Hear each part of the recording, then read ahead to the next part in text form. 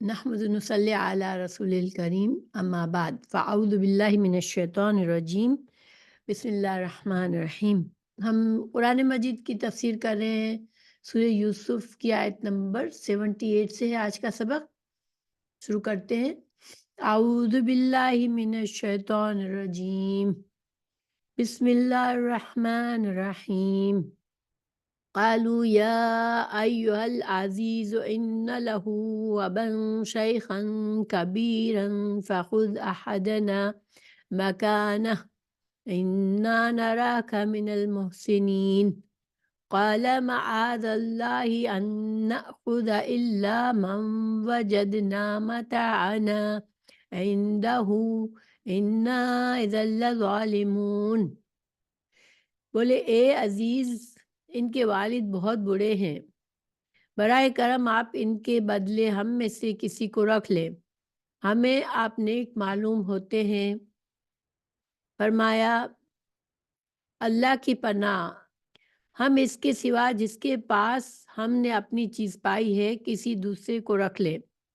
بلا شبہ اس صورت میں ہم بڑے ناانصاف مانے جائیں گے۔ تو پیچھے سے کیا تعلق ہے آج کے سبق کا کہ یوسف علیہ السلام کے پاس ان کے بھائی پہنچے، بنیامین کو لے کر پہنچے، یعنی ان کے چھوٹے بھائی کو لے کر پہنچے غلے کے لیے۔ یوسف علیہ السلام نے بھائی کے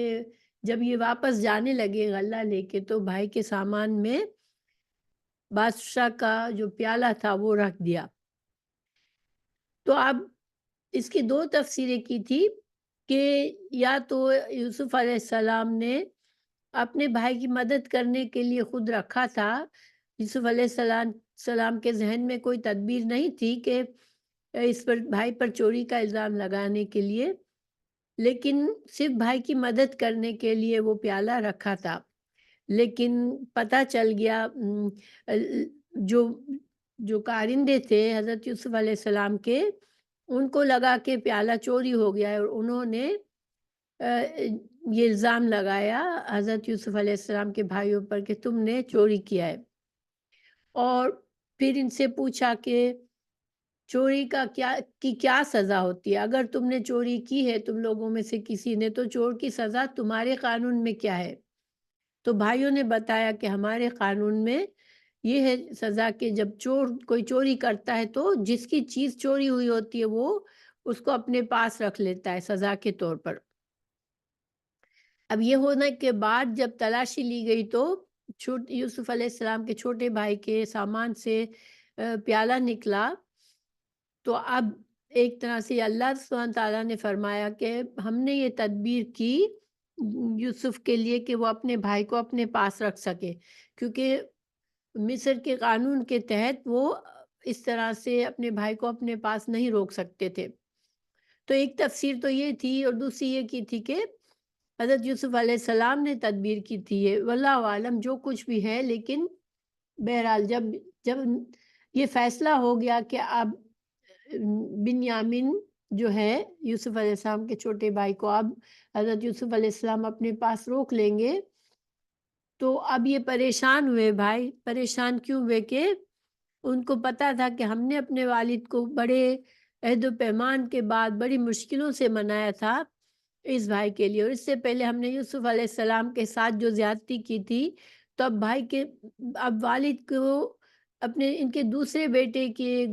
گم ہو جانے یا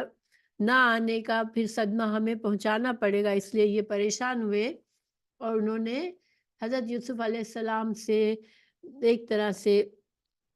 درخواست کی کہ کسی طرح حضرت یوسف علیہ السلام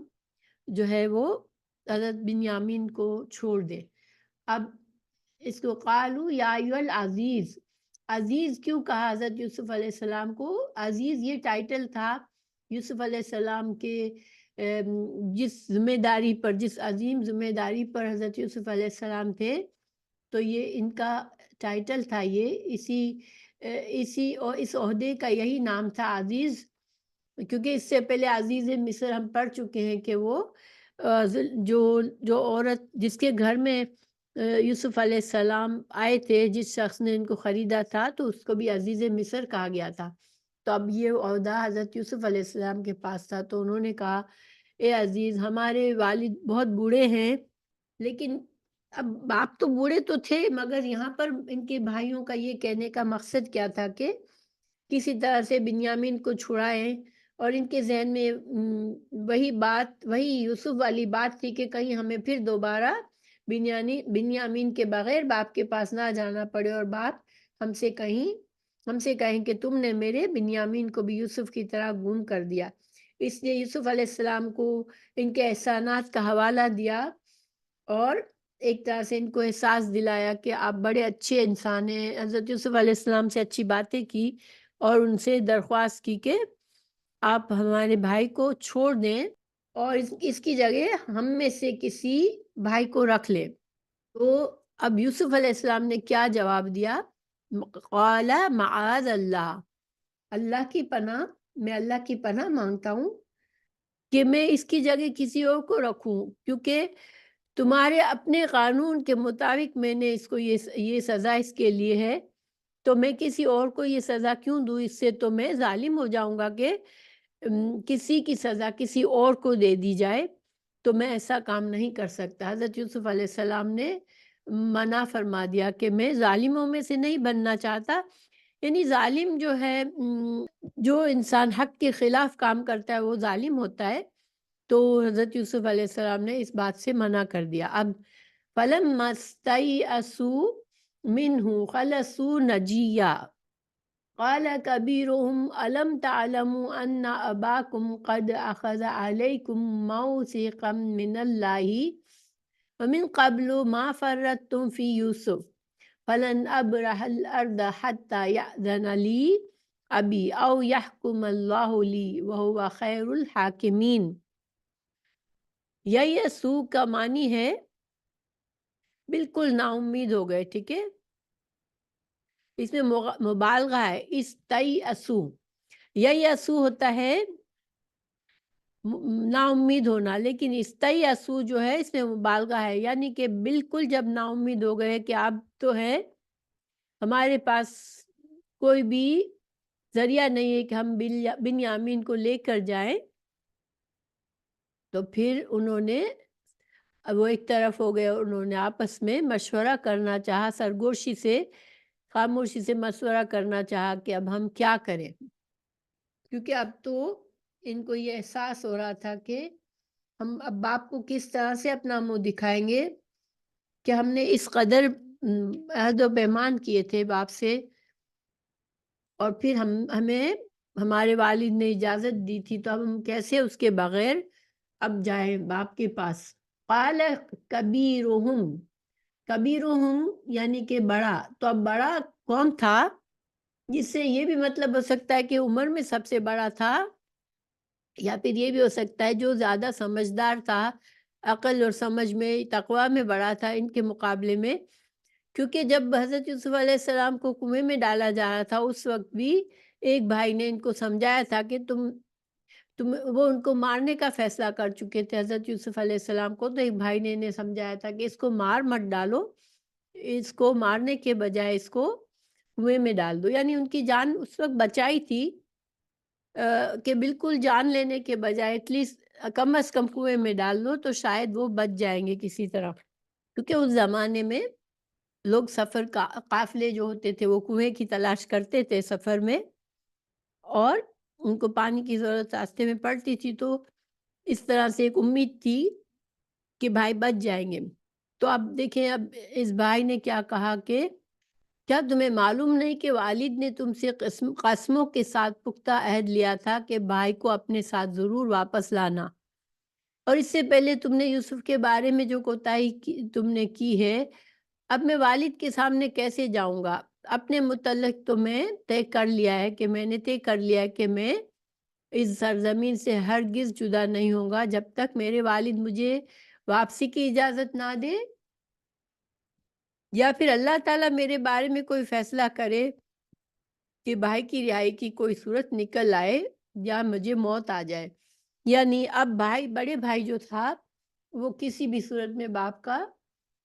سامنا نہیں کرنا چاہ رہے تھے اس معاملے میں۔ وَهُوَ خَيْرُ الْحَاكِمِينَ۔ اب اللہ پر بھروسہ کر کے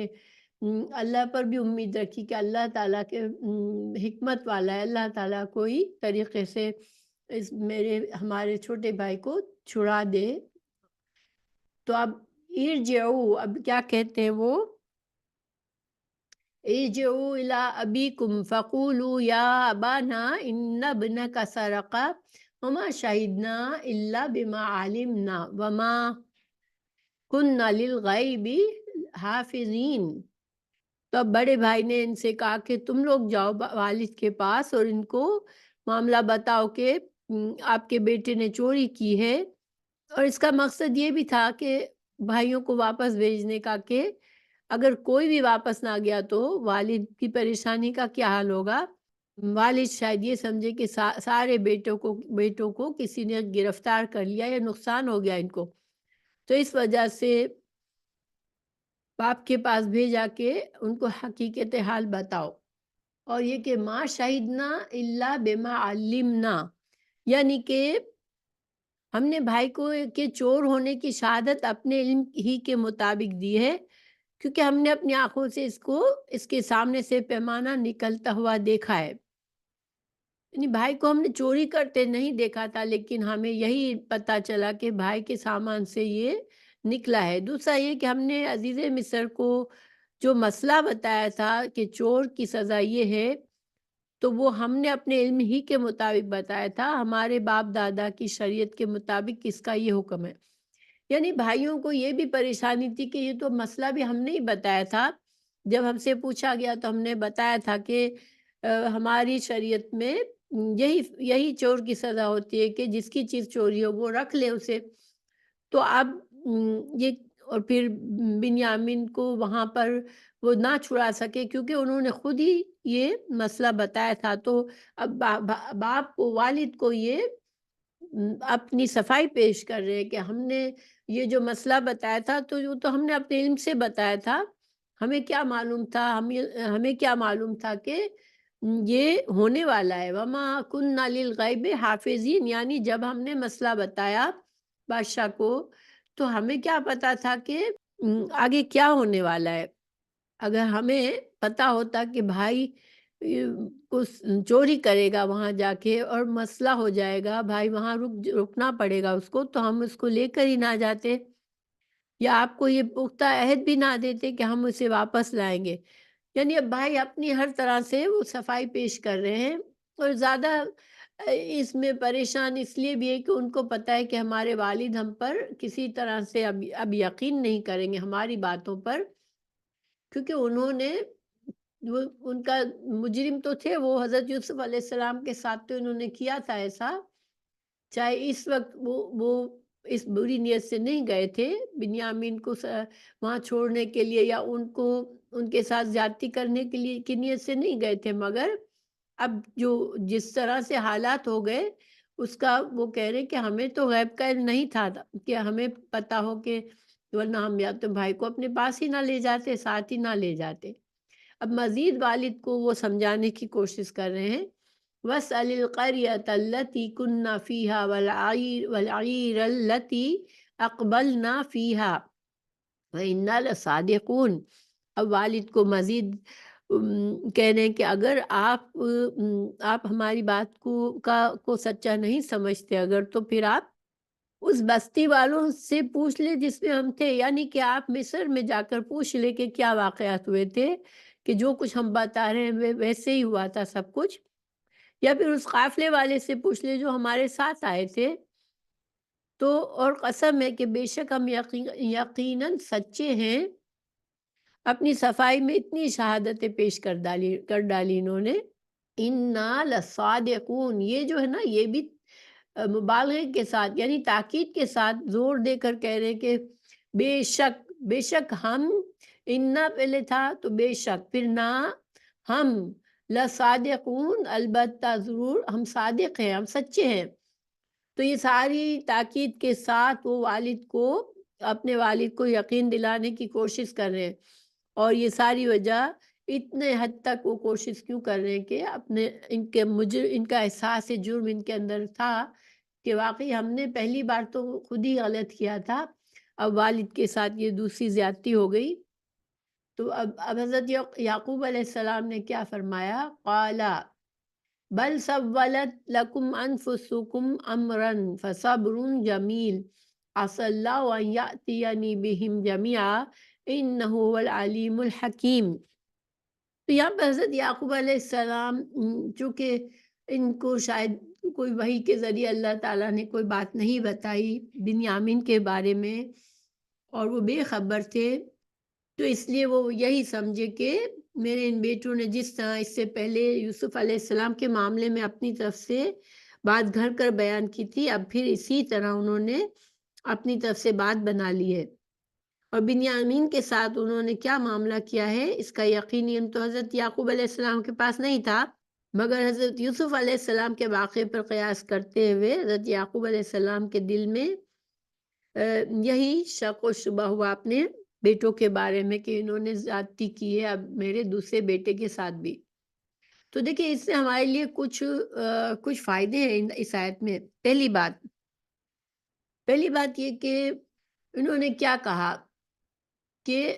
ان کو یقین نہیں آیا، بیٹوں نے اس حد تک کوشش کی کہ باپ کو سمجھائے اور سچ کا یقین دلائے، مگر باپ نے ان پر یقین نہیں کیا۔ گویا جب انسان ایک بار جھوٹ بولتا ہے اور اس کا جھوٹ پکڑا جاتا ہے، سامنے والے کو پتہ چل جاتا ہے کہ وہ جھوٹا ہے، تو پھر دوسری بار وہ سچا بھی ہو تو اس پر یقین کرنا مشکل ہو جاتا ہے۔ تو یہ جھوٹ کی ایک قباحت ہے کہ انسان کبھی جھوٹ بول کر بعد میں لوگوں کا بھروسہ ختم ہو جاتا ہے اس پر، اس لیے بھی انسان کو جھوٹ سے بچنا چاہیے۔ اب دوسری بات جو انہوں نے کہی، بل سولت لکم انفسکم امرا، یعنی کہ جو تمہارے دل میں خواہش تھی بھائیوں کو، یوسف علیہ السلام اور اس کے بھائی کو کے ساتھ زیادتی کرنے کی، تمہارے دل میں جو حسد تھا، جو تمہاری خواہش تھی کہ ان کو کسی طرح سے دور کر دے مجھ سے، تو تمہارے لیے معاملہ جو ہے، تمہارے نفس نے یہ معاملہ تمہارے لیے آسان کر دیا۔ یعنی جب انسان کے دل میں کوئی حسد ہوتا ہے، کسی کے لیے کوئی گناہ کا ارادہ ہوتا ہے، تو انسان کوئی بہانے ڈھونڈ لیتا ہے، اس کو شیطان بھی اس طرح سے ترکیبیں سکھاتا ہے، اور انسان کا نفس بھی اس کو ایسے بہانے بتا دیتا ہے کہ وہ گناہ کرتا ہے، اور گناہ کرنا اس کے لیے آسان ہو جاتا ہے، حالانکہ اس کا ضمیر اس کو ٹوک رہا ہوتا ہے، مگر وہ گناہ کر جاتا ہے اور اپنے آپ کو اپنے نفس کو جو ہے وہ اپنے ضمیر کو یہ سلا دیتا ہے، تھپک کر کوئی بہانہ بنا کر اپنے آپ سے جھوٹ بول کر انسان گناہ کرتا ہے۔ تو یہ بہت اہم بات ہے کہ انسان کے دل میں ارادہ جب ہوتا ہے، بار بار وہ گناہ کے بارے میں سوچ رہا ہوتا ہے، تو پھر آہستہ آہستہ جو اس کا احساس جرم ہوتا ہے، وہ اس کو خود سے بہانے بنا کے اس احساس جرم کو، جو آواز اس کی ضمیر کی آواز ہوتی ہے، اس کو سلا دیتا ہے بہانے بنا کر، اور اس گناہ کو اپنے لیے آسان کر لیتا ہے۔ اب بھائی باپ کیا کہہ رہے ہیں؟ فَصَبْرٌ جمیل، کہ اب میرے لیے سوائے صبر کے کوئی چارہ نہیں ہے، کیونکہ اب جو تم کر چکے ہو اس میں میرے پاس اس کا نہ صحیح علم ہے، نہ میں اس سلسلے میں کچھ کر سکتا ہوں، تو میرے لیے اب صبر کرنا ہی مناسب ہے، اور عسى اللہ ان یأتینی بہم جمیعا، ہو سکتا ہے کہ امید ہے کہ اللہ ان تینوں کو میرے پاس لے آئے، یقیناً وہی علیم اور خبیر، وہی علیم اور حکیم ہے، وہ سب کچھ جانتا ہے، اور اس کی حکمتوں کو بھی کوئی انتہا نہیں، اس کی حکمتوں کی بھی کوئی انتہا نہیں۔ اب دیکھیں یہاں پر ہمیں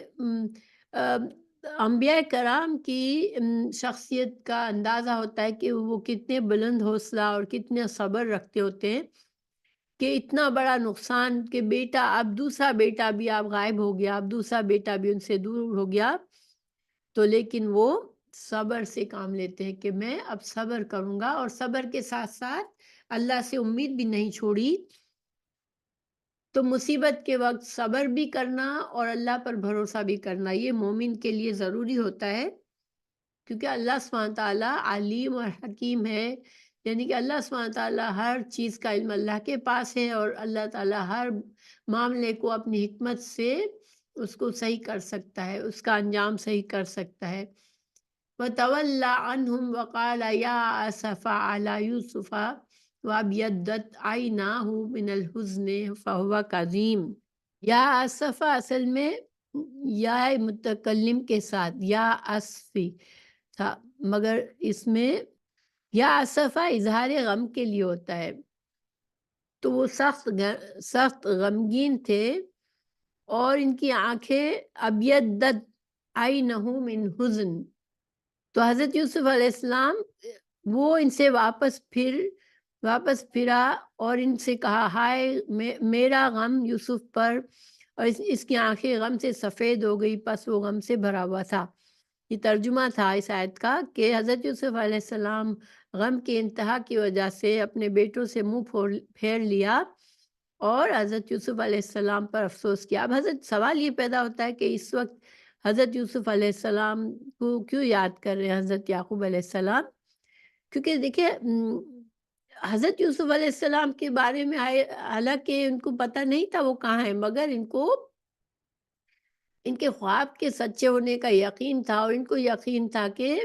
حضرت یوسف علیہ السلام جو ہے وہ کسی بڑے مرتبے پر پہنچیں گے اپنی زندگی میں، کیونکہ اس خواب سے یہی اندازہ ہو رہا تھا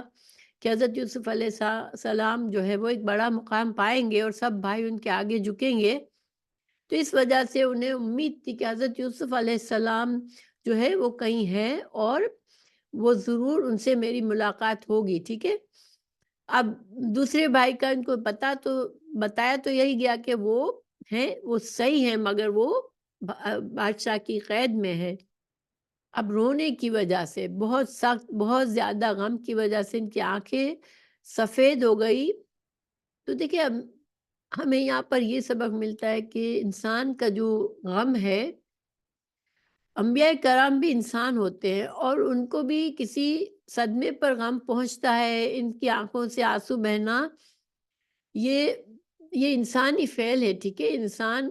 پر بہت بڑا غم آتا ہے تو اس کی آنکھیں بہنے لگتی ہے اور اس کا دل غم سے بھر جاتا ہے، اس کو تکلیف کی وجہ سے بیمار بھی ہو جاتا ہے، غم کی شدت سے اس کی صحت بھی خراب ہوتی ہے۔ یہ ساری چیزیں ہوتی ہیں جو کہ ہمیں یہاں پر حضرت یعقوب علیہ السلام کے بارے میں ہمیں بتایا جا رہا ہے۔ تو غم کے وقت یا مصیبت کے وقت رونا اور آنسو بہانا یہ جائز ہے انسان کے لیے، ٹھیک ہے، اور یہ انسان کے اختیار سے باہر ہے۔ جب یہ اللہ تعالیٰ نے انسان کے بناوٹ میں ہے کہ جب بہت زیادہ غم ہوتا ہے تو انسان کی آنکھیں بہنے لگتی ہے دکھ کی تکلیف کی وجہ سے۔ حضرت انس بن مالک بیان کرتے ہیں کہ ایک حدیث ہے، حضرت انس بن مالک بیان کرتے ہیں کہ جب رسول اللہ صلی اللہ علیہ وسلم کا بیٹا ابراہیم فوت ہوا تو آپ صلی اللہ علیہ وسلم کی آنکھوں سے آنسو جاری ہو گئے اور فرمایا، بے شک آنکھ آنسو بہاتی ہے اور دل غمگین ہے، اور ہم اس کے سوا کچھ نہیں کہتے جو ہمارے رب کو پسند ہو، اور بے شک ہم تیری جدائی سے اے ابراہیم یقیناً غمزدہ ہیں۔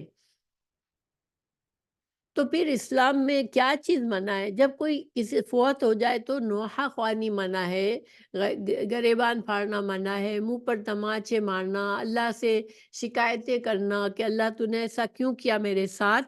اس طرح کی باتیں یہ منہ سے نہیں نکالنی چاہیے، نہ ایسا رویہ کرنا چاہیے۔ انسان کو ہمیشہ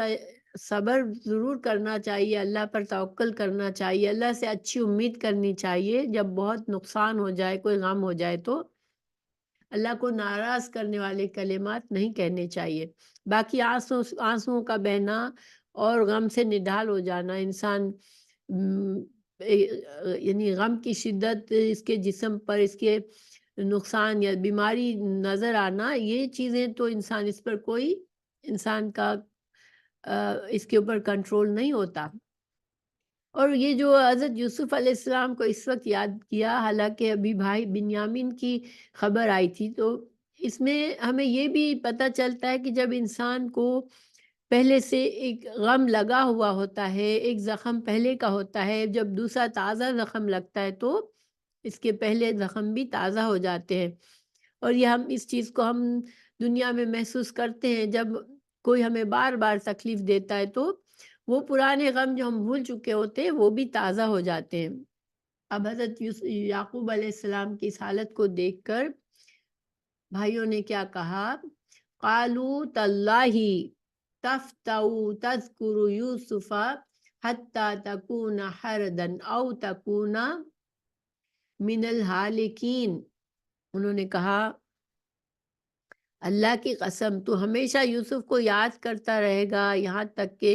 گل کر مرنے کے قریب ہو جائے یا ہلاک ہونے والوں میں سے ہو جائے۔ قال انما اشکو بثی وحزنی الی اللہ وعالم من اللہ ما لا تعلمون۔ حضرت یعقوب علیہ السلام نے کہا کہ میں تو اپنی ظاہر ہو جانے والی بے قراری اور اپنے غم کی شکایت صرف اللہ کی جناب میں کرتا ہوں، اور میں اللہ کی طرف سے جانتا ہوں جو تم نہیں جانتے ہو۔ تو تاللہ یہ قسم ہے، ٹھیک ہے، یہ تا قسم کا ہے، یہ تاللہ تا قسم کے لیے، واللہ بھی قسم کے لیے ہوتا ہے اور تاللہ بھی قسم کے لیے ہوتا ہے۔ تو یہ واللہ اور تاللہ، تو تاللہ جو ہے عام طور پر ایسے موقع پر کہا جاتا ہے جب انسان کو بہت تعجب ہو کسی بات پر، ٹھیک ہے، یعنی باپ کے اس رویے کو، اتنے غم کو یہ سمجھ نہیں پا رہے تھے کہ باپ کو اب یوسف کب تک یاد آئے گا، کب تک یہ یوسف کو لے کر غمگین ہوتے رہیں گے۔ ظاہری بات ہے ان کے دل کو تو یہ صدمہ نہیں تھا، باپ کے لیے صدمہ تھا، تو وہ باپ کے اس غم کو سمجھ نہیں پا رہے تھے، اس لیے تعجب کر رہے ہیں کہ اب آپ کب تک یوسف کے لیے آنسو بہاتے رہیں گے۔ تو ان سے کہہ رہے ہیں کہ کیا آپ ہمیشہ اسی طرح کرتے رہیں گے، کہ آپ ہمیشہ یوسف کو یاد کرتے رہیں گے اور اسے نہیں بھولیں گے، اسے یاد کرنے سے باز نہیں آئیں گے۔ بیٹوں اور پوتوں کو باپ کی حالت زار دیکھ کر رحم آ رہا تھا۔ جب ان کا غم اس حد تک پہنچ گیا تو انہوں نے باپ سے کہا کہ اللہ کی قسم آپ یوسف کو اسی طرح ہمیشہ یاد کرتے رہیں گے حتیٰ کہ گل گل کر مرنے کے قریب ہو جائے یا ہلاک ہو جائے۔ گویا انہیں صبر کی تلقین اور اس قدر غم پر ملامت کر رہے تھے۔ دیکھیں یہ بھی ان کا رویہ صحیح نہیں تھا بیٹوں کا، باپ کا غم بہت بڑا تھا اور وہ غم پہنچانے والے کہ انہوں نے ہی پہنچایا تھا حضرت یوسف علیہ السلام کے ساتھ زیادتی کر کے، لیکن اب ان سے یہ برداشت نہیں ہو رہا تھا کہ باپ اب کتنا غم کرے گا، تو باپ کو اس پر ملامت کر رہے تھے کہ آپ ایسے ہی کرتے رہیں گے کیا۔ اور یہ ایک طرح سے کیونکہ انسان کے اندر جو احساس جرم ہوتا ہے، گناہ کے وقت گناہ تو کر لیتا ہے، کسی کے ساتھ زیادتی تو انسان کر لیتا ہے، مگر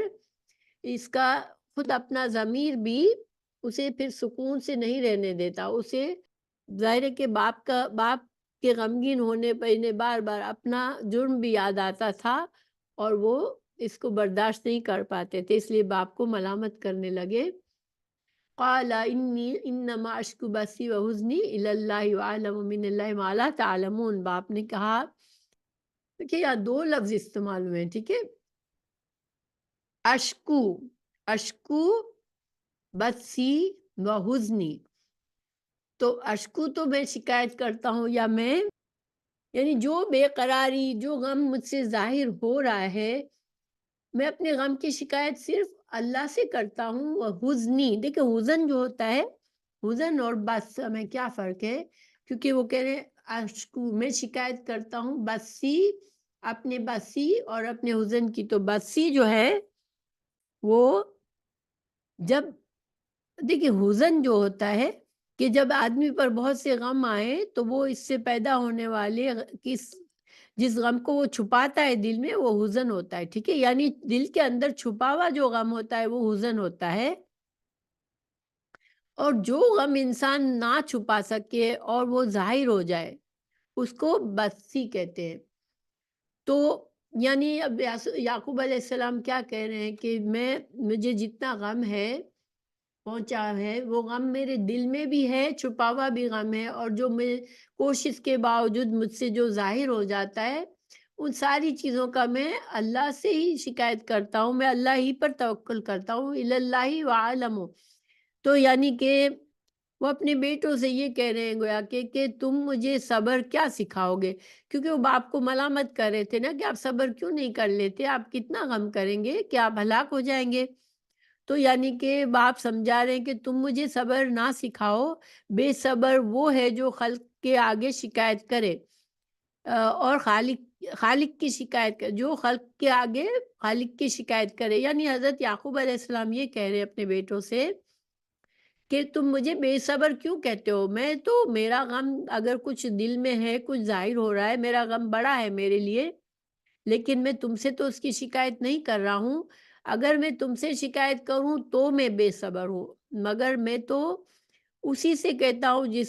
جس نے درد دیا، اور وہ یہ بھی جانتا ہے کہ مجھ پر آزمائش ہے، دیکھو کس حد کو سچ پہنچ کر بس ہو۔ یعنی کہ حضرت یعقوب علیہ السلام یہاں پر کہہ رہے ہیں کہ میں جو ہوں، میں اللہ سے امید رکھتا ہوں، اللہ ہی جانتا ہے، اسی کی طرف سے میری تقدیر میں اگر کوئی غم لکھا ہے تو وہ میری آزمائش ہے، اور وہی جانتا ہے کہ میری آزمائش کب تک رہے گی۔ اور میں دوسرے لفظوں میں یہ کہ میں تم سے شکایت نہیں کر رہا ہوں اپنے غم کی، میں اللہ سے بات کر رہا ہوں، اللہ سے امید کر رہا ہوں کہ وہ میرا غم دور کرے گا، اور میں جانتا ہوں کہ اللہ کی طرف سے آزمائش آتی ہے انسان پر۔ پھر انہوں نے کہا یا بنیا، یا بنیا، اے میرے بیٹو، اذهبوا فتحسسوا، اے میرے بیٹو جاؤ اور یوسف اور اس کے بھائی کا سراغ لگاؤ۔ تحسسوا یعنی کہ تم اس کا سراغ لگاؤ، اس کے بارے میں چھان بین کرو۔ من یوسف واخیہ ولا تیأسوا من روح اللہ انہ لا ییأس من روح اللہ الا قوم الکافرین۔ اے میرے بیٹو جاؤ اور یوسف اور اس کے بھائی کا سراغ لگاؤ، اور اللہ کی رحمت سے مایوس نہ ہو، بے شک حقیقت یہ ہے کہ اللہ کی رحمت سے نا امید نہیں ہوتے مگر وہی لوگ جو کافر ہیں۔ دیکھیں یعقوب علیہ السلام کی یہاں پر شخصیت کا ہمیں اندازہ ہوتا ہے کہ بیٹوں نے جب ان سے ملامت کیا تو انہوں نے بیٹوں کو سمجھا دیا کہ میں تم سے نہیں شکایت کر رہا ہوں، مجھے پتا ہے کہ مجھ پر جو غم ہے وہ ایک آزمائش ہے میرے لیے، اور اللہ جانتا ہے، اللہ تعالیٰ ہی اپنے فضل سے اس آزمائش کو اللہ تعالیٰ ہی جب چاہے گا جب اس کو دور کر دے گا۔ اب نہ صرف یہ کہ اب بیٹوں کو بھی تسلی دینے لگے، ان کو بھی ہمت بڑھانے لگے کہ تم بھی نا امید مت ہو۔ یعنی حضرت یعقوب علیہ السلام کچھ بھی تھا، اپنے بیٹوں کو سے پھر بھی محبت تھی ان کو، اور وہ بیٹوں کو بھی صحیح تعلیم دینا چاہ رہے تھے کہ میرے غم، ظاہری بات ہے اگر باپ کا غم دیکھ کر ان کے دل میں جو احساس جرم ہوتا تھا وہ ان کے لیے بھاری تھا، تو اب یہاں پر ان کو تسلی دے رہے ہیں کہ احساس جرم جو ہوتا ہے نا، دیکھیے وہ ہر وقت انسان مجرم ہے، اگر مجرم فیل کرتا ہے، اس کے دل میں احساس جرم اس کو کھٹکتا رہتا ہے، مگر وہ اب اس کو کچھ بھی نہیں کر سک رہا ہوتا کہ وہ اس جرم کے احساس کو نکالے، جو کچھ غلط ہو گیا اس کو اب وہ صحیح کرنے کے قابل نہیں ہوتا، تو یہ احساس جرم بھی منفی ہے، ٹھیک ہے، یہ انسان کو فائدہ نہیں دیتا۔ ایسے میں انسان کو کیا کرنا چاہیے کہ اللہ سے امید لگانی چاہیے، اللہ کی طرف پلٹنا چاہیے، اپنے استغفار کرنا چاہیے، اور اپنی کوشش کرتے رہنا چاہیے کہ کسی طرح اگر جو ہم سے غلطی ہو گئی، جو ہم سے نقصان ہو گیا، ہم نے غلط کام کر دیا اور اس کے برے اثرات اب ثابت ہو رہے ہیں، تو ہم اس کو کسی طرح سے اس میں سدھارا کریں، اس کو صحیح کریں۔ تو یہ طریقہ سکھا رہے حضرت یعقوب علیہ السلام اپنے بیٹوں کو کہ تم نا امید مت ہو، یعنی وہ خود بھی نا امید نہیں، اللہ پر بھروسہ کر رہے ہیں، اور تم بھی بیٹوں کو سکھا رہے تم بھی نا امید مت ہو، کیونکہ اللہ کی رحمت سے، روح اللہ کا مطلب ہے اللہ کی طرف سے کشادگی اور رحمت ہے۔ اللہ تعالیٰ کی رحمت بندوں پر وسیع ہوتی ہے، اور کتنے بھی بظاہر حالات برے لگے، ایک مومن جو ہے وہ اللہ کی رحمت سے مایوس نہیں ہوتا۔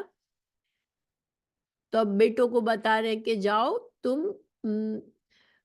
بھائی کے ساتھ مل کر جاؤ اس بھائی کے ساتھ مل کر جو وہاں رہ گیا ہے، یوسف اور اس کی بھائی کی تلاش کی پوری کوشش کرو، اللہ کی رحمت سے نا امید مت ہو۔ یعنی اپنے بیٹوں کو ایک اچھا مثبت عمل بتایا کہ اب ظاہر ہے باپ کا غم ہے، پھر بیٹے بھی احساس جرم کے ساتھ غمگین ہو رہے، تو اب بیٹوں کو مایوسی کے بجائے ایک مثبت عمل بتایا کہ جاؤ کوشش جاری رکھو اور جاؤ اور بھائی کو یوسف کا بھی پتہ کرو اور سب کو اللہ تعالیٰ جو ہے سب کے بارے میں معاملہ صحیح کرو، یعنی دوسرے بھائی سے مل کر اپنے بھائی کا پتہ لگاؤ اور امید رکھو کہ اللہ تعالیٰ خیر کرے گا، کیونکہ اللہ کی رحمت سے مایوس صرف کافر ہی ہوتے ہیں۔ اور یہاں پر ہمیں یہ سبق ملتا ہے کہ انسان کی زندگی میں کبھی اتنا زیادہ مشکلات، غم اور اس میں وہ گھر جاتا ہے، اور اس میں ساتھ ساتھ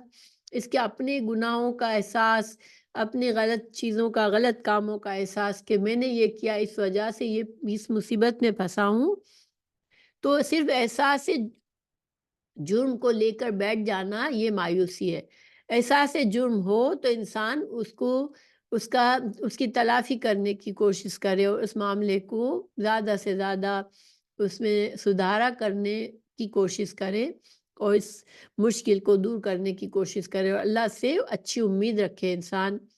فَلَمَّا دَخَلُوا عَلَيْهِ قَالُوا يَا أَيُّهَا الْعَزِيزُ مَسَّنَا وَأَهْلَنَا الضُّرُّ وَجِئْنَا بِبِضَاعَةٍ مُزْجَاةٍ فَأَوْفِ لَنَا الْكَيْلَ وَتَصَدَّقْ عَلَيْنَا إِنَّ اللَّهَ يَجْزِي الْمُتَصَدِّقِينَ۔ تو اب دوبارہ گئے بھائی،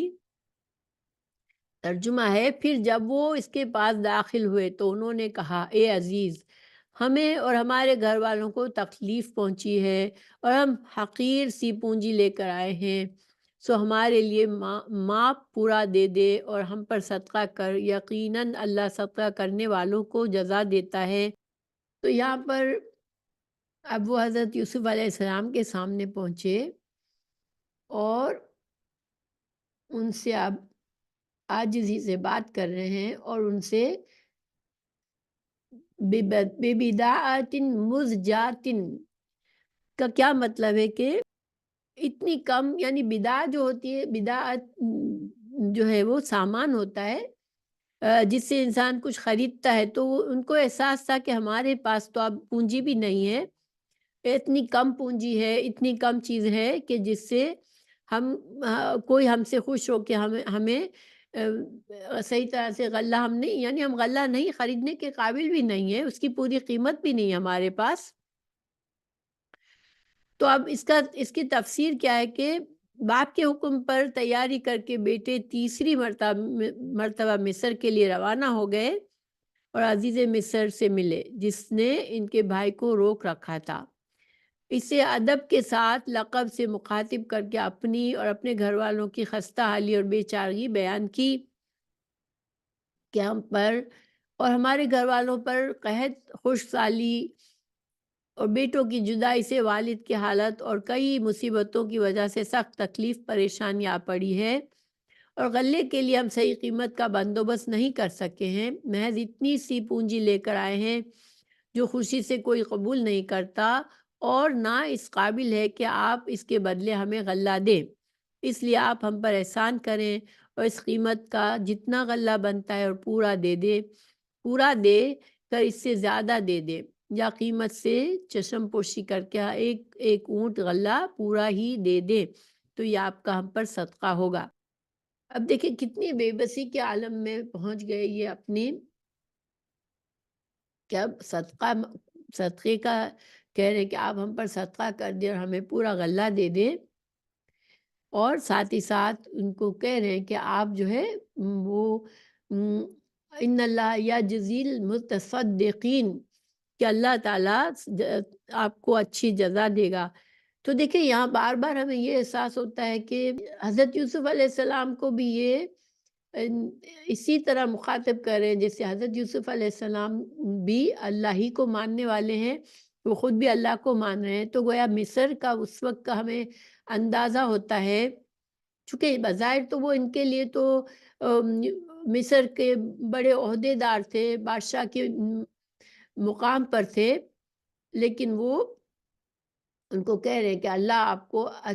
اللہ تعالیٰ صدقہ کرنے والوں کو اچھا اجر دیتا ہے۔ تو ہمیں بار بار یہ احساس ہو رہا ہے یہ ساری آیت سے پڑھ کر کہ اللہ تعالیٰ کی طرف حوالہ کیا جاتا ہے. جب عزیز مصر کی بیوی نے بھی جب اپنے گناہ کا اعتراف کیا تو اس نے بھی یہی کہا تھا، اللہ تعالیٰ کا حوالہ دیا تھا. تو گویا کہ اس سے ہمیں پتہ چلتا ہے کہ اس وقت وہ اس حد تک کفر اور شرک نہیں تھا کہ بالکل بت پرستی یا ایسا حال نہیں تھا مصر میں. ظاہر ہے کہ ہمیں پتہ چلتا ہے کہ ماحول کچھ ماحول جیسے عورتوں کے بد چلنی کا، اور یہ ہمیں پتہ چلتا ہے کہ ماحول پاک صاف نہیں تھا، مگر اللہ تعالیٰ کو کی پہچان تھی لوگوں میں اور اللہ تعالیٰ کو ماننے والے تھے. بہرحال اپنے بھائی کے سامنے وہ بالکل عاجز اور بہت ہی زیادہ خستہ حال ہو کر پہنچے، اور اب ان کو غلے کی بھی ضرورت تھی جس کے لیے ان کے پاس اب پیسے بھی نہیں تھے اور اتنا سامان نہیں تھا کہ وہ غلہ خریدتے. تو اب بھائی سے صدقہ مانگ رہے ہیں. شاہ عبد القادر لکھتے ہیں کہ قحط میں اسباب گھر کا بک گیا، اب کی بار اون اور پنیر اور ایسی چیزیں لائے تھے اناج خریدنے کو. یہ حال سن کر حضرت یوسف علیہ السلام کے دل میں رحم آیا اپنے گھر والوں اور اپنے باپ کے بارے میں سن کر، اور انہوں نے کہا قال هل علمتم ما فعلتم بیوسف واخیہ اذ انتم جاہلون. تو بھائیوں کی بے بسی اور درماندگی دیکھ کر اور صدقے کے سوال پر یوسف علیہ السلام کا دل بھر آیا اور معاملے کو مزید طول دینے کی اب ان کو تاب نہ رہی، اور وہ وقت آ گیا جس کے متعلق کنویں میں اللہ تعالیٰ نے ان کی طرف وحی کی تھی کہ یہ لوگ جو کچھ آپ کر رہے ہیں ایک وقت ضرور آئے گا جب تم انہیں اس کی خبر دو گے اور یہ سوچتے بھی نہ ہوں گے. یہ بات حضرت یوسف علیہ السلام کو اس وقت بتائی گئی تھی وحی کے ذریعے کہ آج تمہارے بھائیوں نے تمہارے ساتھ یہ ظلم کیا ہے، لیکن ایک وقت آئے گا کہ تم ان کو بتاؤ گے ان کے ظلم کے بارے کہ دیکھو تم نے میرے ساتھ کیا کیا تھا، اور بھائیوں کو کہ وہم اور گمان میں بھی نہیں ہوگا کہ تم کہاں پہنچے ہوئے ہوگے. تو چنانچہ تھوڑا سا ناراضگی کا اظہار اور زیادہ تر ان کی غلطی کا عذر خود ہی کرتے ہوئے فرمایا. یعنی دیکھیں یہاں پر حضرت یوسف علیہ السلام نے کس انداز میں کہا کہ کیا تم جانتے ہو کہ تم نے یوسف اور اس کے بھائی کے ساتھ کیا کیا جب تم نادان تھے. تو جاہلین جب تم نادان تھے یعنی کہ سخت لہجے میں ان کو احساس جرم نہیں کرایا، بلکہ ان کے ساتھ اب بھی نرمی کا معاملہ کر رہے ہیں کہ ان کو ان کی غلطی کا احساس تو دلا رہے ہیں، مگر ساتھ ہی ساتھ خود بھی عذر بھی پیش کر رہے کہ تم لائن تھے، تم جاہل تھے جب تم نادانی میں تم نے میرے اپنے یوسف اور اس کے بھائی کے ساتھ تم نے کیا تھا. ٹھیک ہے، تو یہ بڑا پیارا انداز ہے یوسف علیہ السلام کا. ویسے حضرت یوسف علیہ السلام کی جیسے جو محسن کی جو ہمیں بار بار بتایا جا رہا ہے کہ ان کی صفت محسنین میں سے تھے. تو دیکھیے احسان یہی ہوتا ہے کہ انسان کسی کو اس کی جتنا وہ اس کا حق ہوتا ہے اس سے زیادہ کر کے دے. اب بھائیوں نے جو ظلم کیا تھا تو ان کا یہ حق نہیں تھا کہ ان کے ساتھ نرمی سے بات کی جائے یا ان کے جو عمل انہوں نے کیا تھا اس کے بارے میں کوئی عذر قبول کیا جائے. ایک اپنے بھائی کو اٹھا کے کنویں میں ڈالنا کوئی معمولی بات نہیں تھی، معمولی جرم نہیں تھا، مگر یوسف علیہ السلام نے ان کو اس طرح سے بہت زیادہ ان کے اوپر ان کو مزید ان کے اوپر اس طرح سے سختی سے بات نہیں کی، کیونکہ ان کی حالت خستہ ہو گئی تھی اور یہ بہت ہی عاجز اور بہت ہی اس وقت ایسے مقام پر تھے کہ اب مزید ان کے ساتھ سختی سے بات کرنے کا کوئی فائدہ نہیں تھا. اس لیے یوسف علیہ السلام نے ان کے ساتھ احسان کیا اور ان کو کہا کہ تم جب نادان تھے اس وقت تم نے کیا تھا. انہیں احساس تو خیر دلایا. اب دیکھیے یہاں پر اگر انتم جاہلون جب تم جاہل تھے یہ کہا، اس کے بجائے وہ کہہ سکتے تھے کہ جب تم ظالم تھے، کیونکہ انہوں نے ظلم کیا تھا مگر یہ نہیں کیا اس خیال سے کہ وہ اور شرمندہ ہوں گے تو خود ہی ان کے لیے معذرت کا پہلو نکالا، اور انتہائی مروت کا مقام ہے جس کی توقع ایک نبی ہی سے ہو سکتی ہے۔ ایک عام آدمی کے لیے اتنا احسان مند ہونا بہت ہی مشکل ہے کہ اتنے بڑے ظلم پر کسی کے ساتھ احسان سے معاملہ کرے اس قدر۔ مگر حضرت یوسف علیہ السلام اللہ کے نبی تھے اور محسن کے ان کی صفت تھی۔ قالوا أئنك لأنت يوسف قال أنا يوسف وهذا أخي قد من الله علينا إنه من يتقي ويصبر فإن الله لا يضيع أجر المحسنين۔ قالوا وإنك لأنت يوسف قال أنا يوسف وهذا أخي قد من الله علينا إنه من يتقي ويصبر فإن الله لا يضيع أجر المحسنين۔ تو انہوں نے کہا کیا یقیناً واقعی تو ہی یوسف ہے؟ کہا میں یوسف ہوں اور یہ میرا بھائی ہے، یقیناً اللہ نے ہم پر احسان فرمایا۔ بے شک حقیقت یہ ہے کہ جو اللہ سے ڈرے اور صبر کرے تو بے شک اللہ نیکی کرنے والوں کا اجر ضائع نہیں کرتا۔ بھائیوں کو بہت حیرت ہوئی اور برسوں ان کو یہ دھچکا لگا کہ برسوں پرانی بات جو ہمارے سوا کوئی نہیں جانتا، اس اجنبی سرزمین میں جاننے والا یہ کون نکل آیا۔ پھر ان کے نقوش پر غور کرتے ہوئے فوراً نتیجے پر پہنچ گئے کہ یہ تو ہمارا وہی ستم رسیدہ بھائی یوسف ہے۔ پھر حیرت، تعجب اور دہشت سے ملے جلے جذبات کے ساتھ اس بات کا سوال کیا۔ تو یہ بڑی تاکید کے ساتھ ہے، انہوں نے کیا کہا؟ انکا لانت یوسف، بہت ہی اس میں تاکید ہے کہ کیا تو واقعی تو یوسف ہے۔ اور حیرت ہے، ان کو بڑی حیرت تھی اس وقت۔ تو اس میں اندازہ ہوتا ہے کہ تاکید کے سارے طریقے اس میں ہیں، یعنی واقعی تو ہی یوسف ہے، یہ مطلب نکلتا ہے۔ یعنی ان کو یقین تو اب ہو گیا تھا کہ یہ یوسف ہی ہو سکتا ہے، ظاہر ہے کہ اور کس کو یہ بات پتہ ہوگی کہ انہوں نے یوسف کے ساتھ کیا کیا تھا۔ اور پھر اب انہوں نے غور بھی کیا ہوگا، ظاہر ہے کہ اب جب پتہ ہو، دل میں شک ہو جائے تو پھر بھائی کو پہچاننا مشکل بھی نہیں تھا، لیکن پھر بھی ان کے دل میں شک بھی تھا کہ یہ ہو کیسے سکتا ہے کہ جس کو ہم نے کنویں میں ڈالا وہ یہ آج اتنے بڑے عہدے پر ہمارے سامنے ہے۔ حضرت یوسف علیہ السلام نے کہا کہ ہاں میں یوسف ہوں اور یہ میرا بھائی ہے، یعنی بنیامین میرا بھائی ہے۔ ان دو لفظوں میں یوسف نے وہ ساری داستان 2 لفظوں میں دہرا دی جو ان بھائیوں کے ہاتھوں پر گزری تھی، جو پوری طرح بیان میں آ بھی نہیں سکتی تھی، اور یوسف علیہ السلام کو عفو اور درگزر کے مطابق نہ اس کا متوقع تھا۔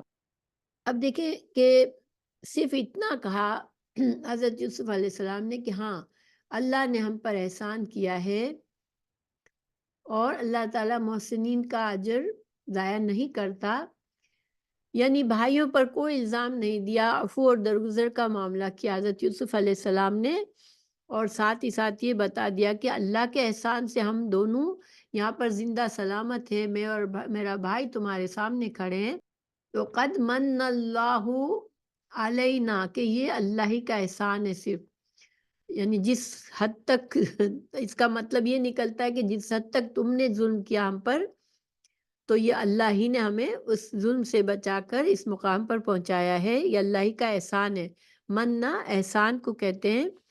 اِنَّهُ مَن يَتَّقِي وَيَصْبِرْ، یعنی حرام کام اور نافرمانی سے بچتا رہے جو انسان، اللہ کے احکامات کی پابندی اور پیش آنے والی مصیبتوں پر اللہ کی تقدیر پر صبر کرے۔ تو یہاں پر خاص طور سے یہ کہا کہ مَن يَتَّقِي وَيَصْبِرْ، کیونکہ بھائیوں کے نے نہ تقوی کا حق ادا کیا تھا، نہ صبر کیا تھا، بس ان کے دل میں حسد آیا اور انہوں نے جو جرم کرنا تھا وہ کر گزرے۔ ایک انسان جس کے دل میں اللہ کا خوف ہوتا ہے اور جس کے اندر صبر ہوتا ہے، وہ ناپسندیدہ بات پر بھی صبر کرنے کی کوشش کرتا ہے، اللہ سے اچھی امید کرتا ہے۔ اور یہاں پر ایک نصیحت بھی ہے کہ ان اللہ لا یضیع اجر المحسنین، یعنی کہ اگر کسی کے اوپر کوئی آزمائش آئے، کوئی مشکل وقت آئے تو اس کو گھبرانے کے بجائے اللہ پر بھروسہ کرنا چاہیے اور صبر کرنا چاہیے، تو اللہ تعالیٰ ایسے محسنون کو اللہ تعالیٰ ضرور مدد کرتا ہے۔ قالوا تاللہ لقد آثرک اللہ علینا وإنا کنا خاطئین، بھائیوں نے کہا کہ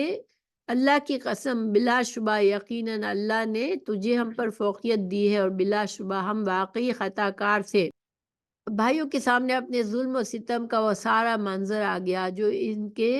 ہاتھوں ہوا تھا۔ انہوں نے قسم کھا کر اعتراف کیا کہ یقیناً اللہ تعالیٰ نے آپ کو صبر، تقوی اور دوسری صفات حسنہ کی وجہ سے ہم پر برتری دی ہے۔ اب ان کو یہ احساس ہوا کہ واقعی یوسف علیہ السلام میں جو صفات ہیں، جو صبر ہے، جو تقوی ہے، تو اللہ تعالیٰ نے ان صفات کی وجہ سے ان کو ہم پر فوقیت عطا کی ہے۔ تو گویا ہمارا جو حسد تھا، حسد کی وجہ بھی یہی تھی کہ حضرت یوسف علیہ السلام اچھی صفات کے مالک تھے، اور ان کے والد کا ان سے جو محبت کا زیادہ ہونا بھی یہی وجہ تھی کہ حضرت یوسف علیہ السلام کی جو صفات تھی وہ بہت ہی پیاری صفات تھی، تو اس وجہ سے والد کے دل میں بھی ان کے لیے بہت محبت تھی۔ اب بھائیوں کو اب اعتراف جرم ہوا کہ واقعی ہم ان کے سامنے تو ہم کچھ بھی نہیں ہیں، ہم ہی خطا کار ہیں، ہم کیا، ہمارے اندر وہ اچھی صفات نہیں تھی، تو اللہ تعالیٰ نے حضرت یوسف علیہ السلام کو برتری دی ہم پر، اور ہم اس سے حسد کرنے لگے، بجائے اس سے کہ ہم وہ اچھی صفات اپنے اندر لاتے۔ ہم خطا کار تھے جو ہم نے اپنی اصلاح کرنے، اپنے اندر اچھی صفات پیدا کرنے کے بجائے بھائی کے ساتھ حسد کیا اور اس پر ظلم کر دیا۔ حضرت یوسف علیہ السلام نے کیا جواب دیا؟ قال لا تثریب علیکم اليوم یغفر اللہ لکم وہو ارحم الراحمین، اس نے کہا آج تم پر کوئی ملامت نہیں، اللہ تمہیں بخشے اور وہ رحم کرنے والوں میں سب سے زیادہ رحم کرنے والا ہے۔ تثریبہ کا معنی ہوتا ہے ملامت، ڈانٹ ڈپٹ، گناہ یاد دلانا، یعنی یہ کچھ بھی نہیں کیا، ان کو کوئی تانا نہیں دیا، کوئی ان کو پوچھا نہیں کہ تم نے اتنا بڑا ظلم کیوں کیا، بلکہ فرمایا کہ تمہیں ہرگز کوئی ملامت نہیں کرتا آج، نہ تمہیں کوئی ڈانٹ ڈپٹ، تمہیں کوئی یہ زیادتی یاد دلائے گا، نہ تمہیں کوئی یہ زیادتی یاد دلائے گا۔ آج جو ہے، دیکھیے الیوم، آج کے دن یہاں پر کہا گیا کہ حضرت یوسف علیہ السلام کہتے ہیں کہ آج تم پر کوئی لعنت ملامت نہیں ہے، تو اس کا یہ مطلب نہیں ہے کہ آج کے بعد ہوگی، یہ کہنے کا انداز ہے کہ اب جو ہے جو کچھ ہو گیا اب تم پر کوئی ملامت نہیں ہے۔ اذهبوا بقمیصی ھذا فالقوہ علی وجہ ابی یأتی بصیرا واتونی باہلکم اجمعین، انہوں نے بھائیوں سے کہا میری یہ قمیص لے جاؤ اور اسے میرے باپ کے چہرے پر ڈال دو، وہ بینا ہو جائے گا، اور اپنے گھر والوں کو سب کو میرے پاس لے آؤ۔ بھائیوں کو معاف کر دینے کے بعد گھر کے حالات کا تذکرہ ہوا، والد کے نابینا ہونے کی خبر پر ان کے علاج کے لیے اپنی قمیص بھیجی۔ ظاہر ہے بھائیوں سے ساری تفصیلات پوچھی ہوگی اور بھائیوں نے والد کا حال بتایا ہوگا، تو حضرت یوسف علیہ السلام نے اپنی قمیص ان کو دی اور اپنے سارے گھر والوں کو اپنے پاس مصر میں لانے کا حکم دیا۔ تو دیکھیں عجیب بات یہاں یہ ہے کہ یہ قمیص بھی عجیب تھی، کیونکہ کبھی یوسف علیہ السلام کو بھیڑیے کے کھا جانے کے ثبوت پر پیش کی گئی اور والد کو نابینا کر گئی، کیونکہ ان کے والد کا غم کے شروعات بھی اسی سے ہوئی تھی کہ حضرت یوسف علیہ السلام کا خون سے بھرا ہوا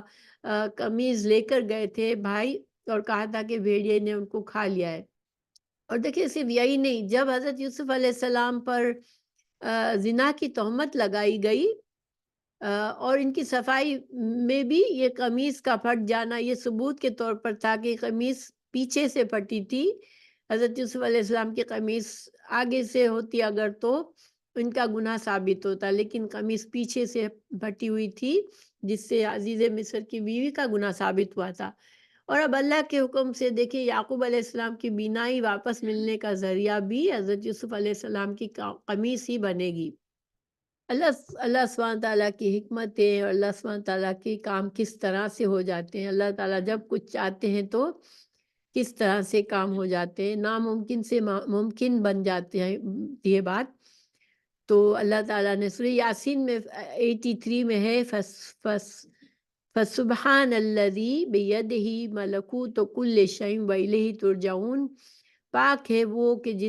اسی کے ہاتھ میں ہر چیز کی کامل بادشاہی ہے اور اسی کی طرف تم لوٹائے جاؤ گے۔ تو گیا ہر مرض کی دوا اللہ کے پاس ہے، اور ایک شخص کے فراق میں یعقوب کی آنکھیں ضائع ہو گئیں اور اس کے بدن کی چیز ملنے سے درست ہو گئی۔ یہ یوسف علیہ السلام کی کرامت تھی، یعنی اللہ تعالیٰ نے حضرت یوسف علیہ السلام کے ذریعے یہ کرامت کرائی کہ ان کے والد کی آنکھیں ٹھیک ہو جائیں گی اس قمیص کی وجہ سے۔ اور خوشی کی شدت سے بینائی میں قوت پیدا ہو جانا طبعی طور پر ثابت ہے، مگر طبعی طور پر اس کی کوئی مثال ہمارے سامنے نہیں کہ خوشی سے نابینا بینا ہو جائے، اس لیے معجزہ ہی تھا۔ یعنی حضرت یعقوب علیہ السلام کی اب آنکھیں اچھی ہو جائیں گی، ہم آگے پڑھیں گے اور وہ دیکھنے لگیں گے، یہ اللہ کا معجزہ تھا۔ بہرحال ہم یہاں پر اس سبق کو روکتے ہیں۔